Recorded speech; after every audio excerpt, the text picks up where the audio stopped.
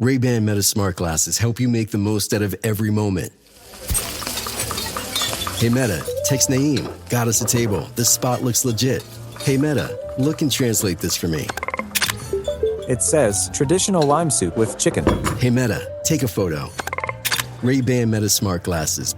Learn, connect, and capture content hands-free, so you can stay in the moment. Iconic style meets cutting-edge technology with Ray-Ban Meta Smart Glasses. It's a common sense recap of the big stories. It's Katz and Cosby on 77 WABC. Well, we have Dr. Don Levy now from the Siena Poll, and there's been so many polls lately. Which one do we believe? Well, Siena has a good name. So, Dr. Levy, tell us what the heck is going on in our city, state, and country. Well, that's a big question. Certainly right now in the state of New York, New Yorkers are dissatisfied. At this point in time, a majority think the state's headed in the wrong direction.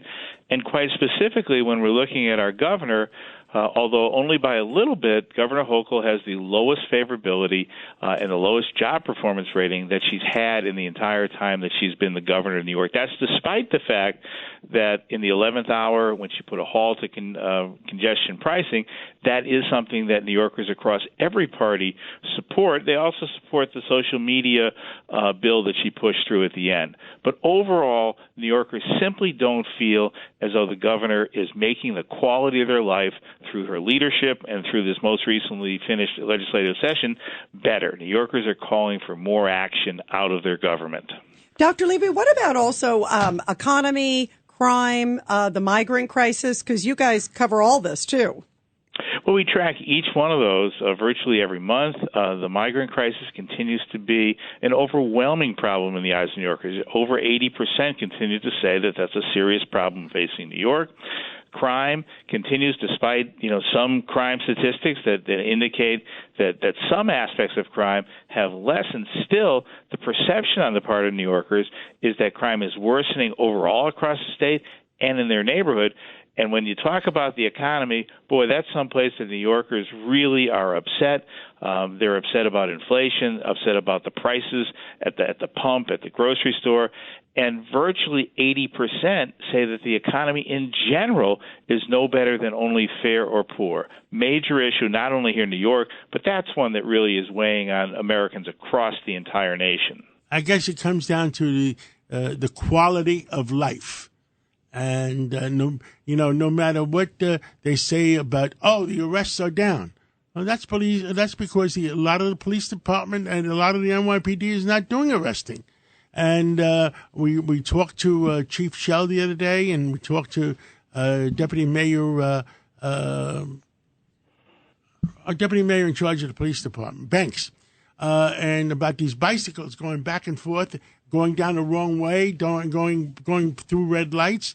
And people are more scared about those bicycles than they are getting hit by a truck.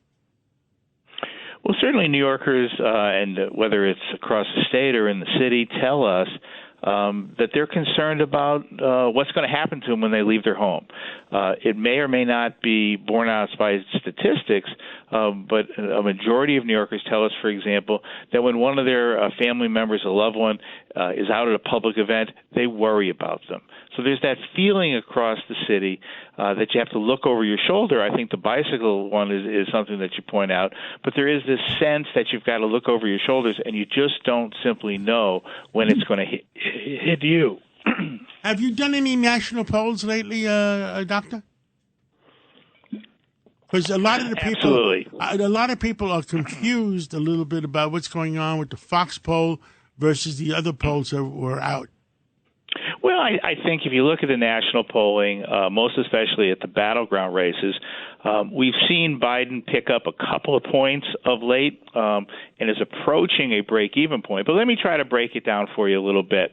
When you look specifically at the battleground states, the 6 states that probably are going to decide the election, Arizona, Georgia, the three northern states of Wisconsin, Pennsylvania, and Michigan, as well as Nevada, there we see that across those states, about 80% of the vote is locked in. About 40% of the vote is locked in for former President Trump. About 40% is locked in for Joe Biden.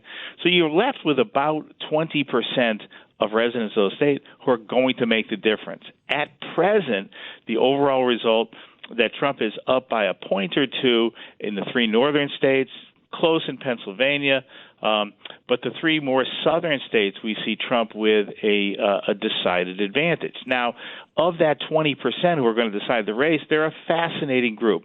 A lot of people are describing them as the double haters, because when we ask them, do you have a favorable or unfavorable opinion of both Donald Trump and Joe Biden, they tend to say they have an unfavorable opinion of both of them.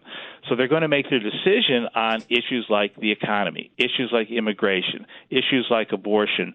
Right now, overall, it appears as though Trump has a slight advantage, but Biden is certainly gaining on him. Governor Patterson, you had a comment.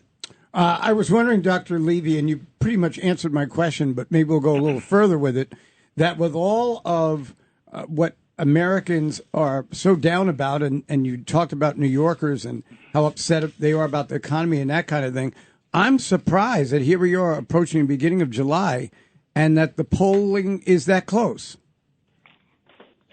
Well, I think that we've got a number of things that are going to tell the tale of the tape, if you will.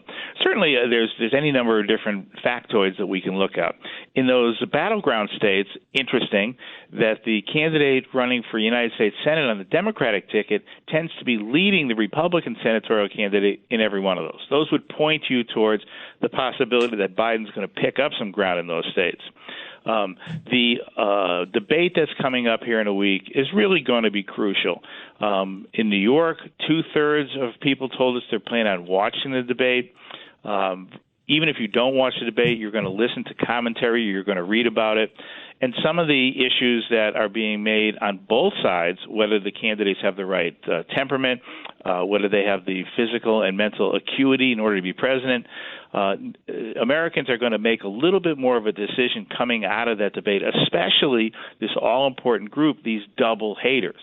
They really are a crucial group, and in many ways, they're either going to hold their nose and vote for a candidate that they simply do not like, or they're going to make their decision based on which issue is most salient to them. For many, it's the economy. For some, it's abortion. For some, it's immigration. And there are many voters who have conflicting views on those issues, and they're going to have to decide. I think that's what polls are picking up on, and that's in those battleground states. It really is a very, very tight tug-of-war between the two leading candidates. Then, of course, you've got the wild card of the third-party candidates, most especially Robert F. Kennedy. Interesting, when you look at this group of double haters that I've been talking about, if you just look at that group, that approximate 20%, RFK is actually leading in that group. So it's going to depend, again, in those battleground states, is RFK on the ballot? And do those voters actually, in November, vote for a candidate that they probably know won't win, or are they going to return to the party that they typically vote for? Thank you so much, Dr. Don Levy, and director of the Siena Poll. And we're going to have you on again. You are a straight arrow. Yeah, Thank you for great your stuff. honesty and integrity. And we'll catch up with you again. Great. Thanks a lot. Thank you. Hey, it's Joe Piscopo. When you're looking for concrete materials for your next construction project, call Diamondback Ready Mix on Staten Island. This family-owned and operated business is the go-to supplier for concrete materials in New York, New Jersey, and the surrounding tri-state areas. My friends and experts from Diamondback Ready Mix are experts and fully licensed and insured in New York and in New Jersey to deliver ready-mix concrete to your job site. Give them a call today for more information at 718-650-5649, 718-650-5649.